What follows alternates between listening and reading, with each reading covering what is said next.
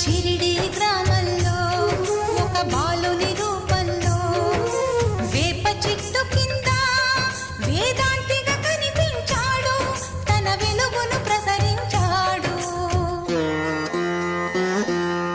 పగలూరే ధ్యానం పరమాత్మునిలో లీనం, పగలూరే ధ్యానం పరమాత్మునిలో లీనం.